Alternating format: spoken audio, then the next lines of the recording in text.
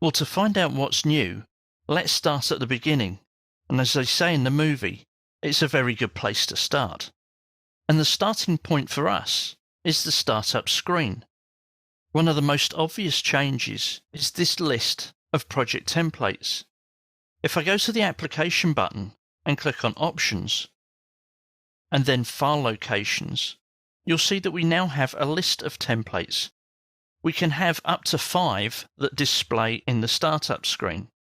Each user can reorder them, so they can have their most popular one at the top of the list. This may not seem like a great improvement, but it does mean, especially where you're working with multiple project templates, that you've got access to the ones that you use regularly. The next change is under Families. It's a link to Autodesk Seek. It opens a web browser and takes you directly to the Seek website.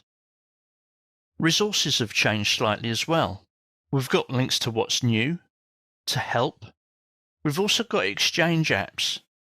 Again, this opens a web browser, and the web browser takes us to the Autodesk's Apps Exchange. You can download free apps or purchase them. You also have the ability to access the Wiki Help community, so back to the internet. And here's the link to the community, where you can find help and ask people questions. Also new is the Mosaic community. Even more help, access to different products, and tutorial videos. But that's not all. Let's go back up to the application button. The big change here is options. The options dialog box has gone through a big overhaul. We've still got the same items here, we just don't have the tabs across the top. We've got a list down the side. Under File Locations, we can also define our places for specific libraries that we want to use. Rendering settings, spell checking, the steering wheel's view cube, and whether we want macros enabled. Very similar, but in a different box.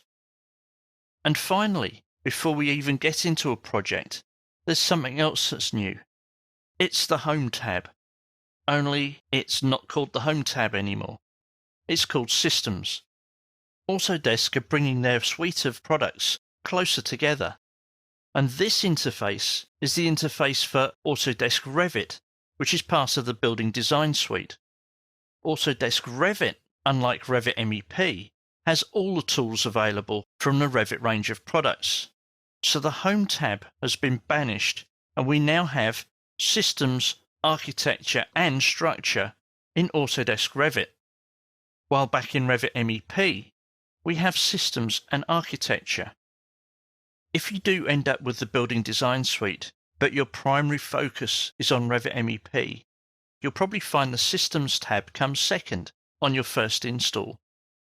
You can move these tabs around. If I select the tab, press and hold my Control key, and then drag the tab, I can drag it to another position. So if Architecture is more important, then it can come first. Whilst I think that Systems coming at the front of the queue is much better.